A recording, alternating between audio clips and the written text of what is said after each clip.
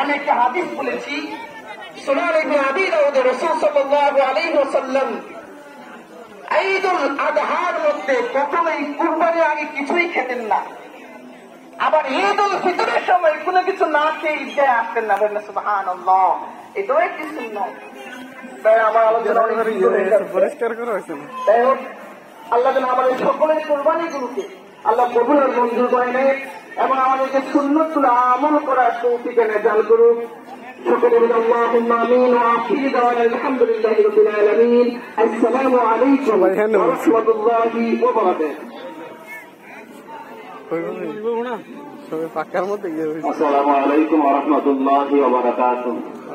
আল্লাহু আকবার, আল্লাহু আকবার, লা ইলাহা ইল্লাল্লাহু, আল্লাহু আকবার, আল্লাহু আকবার, লিল্লাহিল হামদ। সবাই বলেন আল্লাহু আকবার, আল্লাহু আকবার, লা ইলাহা ইল্লাল্লাহু, আল্লাহু আকবার, আল্লাহু আকবার, লিল্লাহিল হামদ।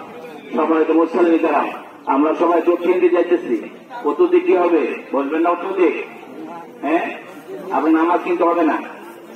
উত্তর দিক দক্ষিণ দিক সবাই চলে গেছে ফাঁকা দিকে।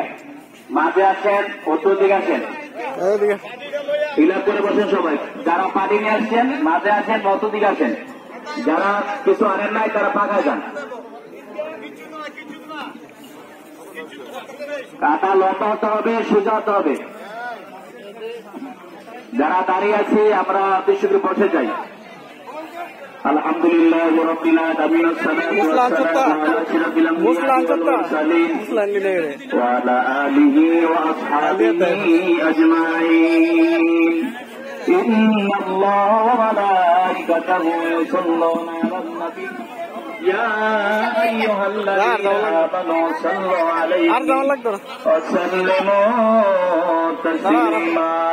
সাল্লাল্লাহু